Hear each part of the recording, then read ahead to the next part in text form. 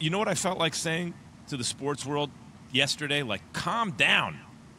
How much stuff has to happen all at once since the last time?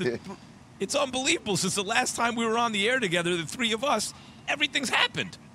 Debo Samuel requests a trade, and Jay Wright retires, it looks like, and the NBA gets turned upside down. Injuries to key players, amazing last-second shots, superstars getting shut down.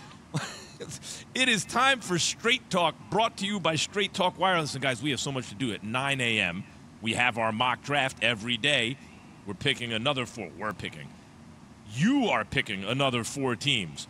Callers, writers from that market, media personalities are picking our KJM mock draft. But, guys, we got to start with the Nets and the Celtics. Maybe I should say the Celtics and the Nets. Here's Kevin Durant at the post-game presser after he and Kyrie, neither guy really showed up the way you expected, and the Celtics came all the way back on them to win. Listen to KD. They playing 2 or 3 guys on me sometimes when I'm off the ball. They, mucking up actions when I run off stuff.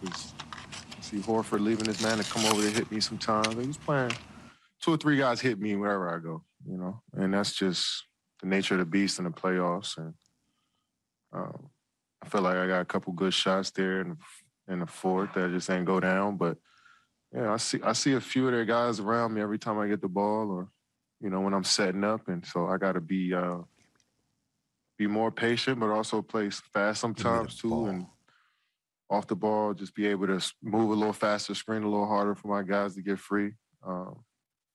But yeah, just watch film and get better.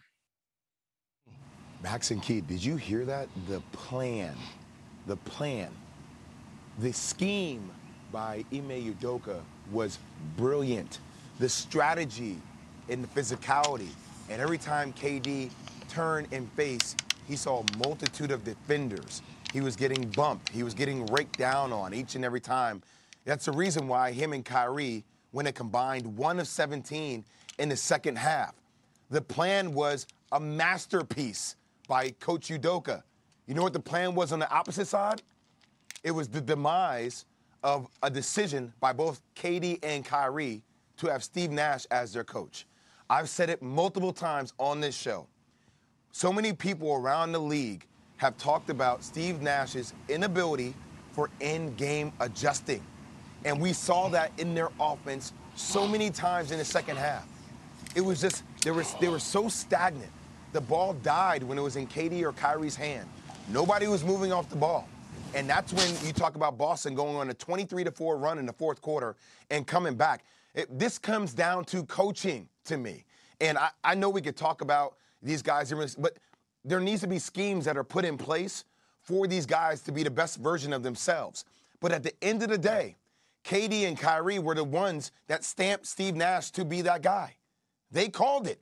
Instead of having a veteran coach, a guy that was able to draw up unique plays, give you different counters to all the defensive schemes of Boston, it felt like they were running the same sets over and over and over. And as anybody look, when people know where you're going each and every time, they know how to scheme for that. And that's exactly what Ime Udoka did last night. Exactly. Down, Jay, 2 games down. I would say, I understand exactly what you're saying. You played in the NBA, far better than me. But I would think that in game 3, 2 games at home court for Boston, you probably give them that regardless to what the situation is, given the fact that the scheme and the way that they was playing. And now Brooklyn gets an opportunity to go home and make those adjustments. Now, if you tell me the same thing happens in game 3, then I would certainly point to Steve Nash and start to say to myself, he doesn't have a clue of what he's doing. He hasn't been coaching long enough to see these sort of things. But I want to ask you, as a number 2 pick in the draft for a reason, and a guy who had triple doubles in his career and all that, Steve Nash was a point guard, and you mentioned the adjustment factor.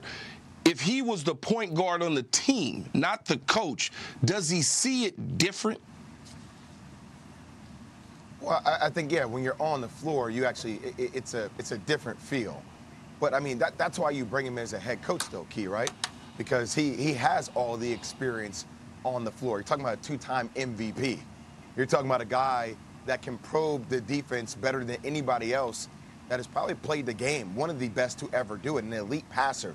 But it's different when you're on the sidelines, removed away from all the physicality and the feel of the game, right? Like, now your feel of the game is resorted to the players who are playing in the game. It's not your feel. But just as talked about your point, Key, just a little stat for you. Teams that have won the first 2 games of a best-of-7 series at home have won the series 94% of the time.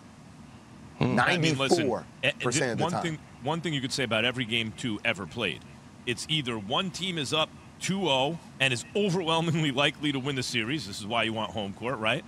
Or it's knotted up 1-1, and it's anybody's series. And that's why when the Nets were up so big last night, that second half collapse was especially bad.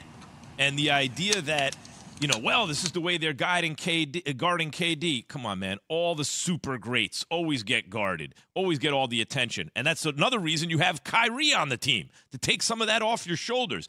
And neither guy really stepped up yesterday. I am shocked. I was expecting today to be talking about how they got it done. They did not. And I think you're right on the money, Jay. Udoka shows you what a very well-coached team looks like. Thanks for watching ESPN on YouTube. For live streaming sports and premium content, subscribe to ESPN+.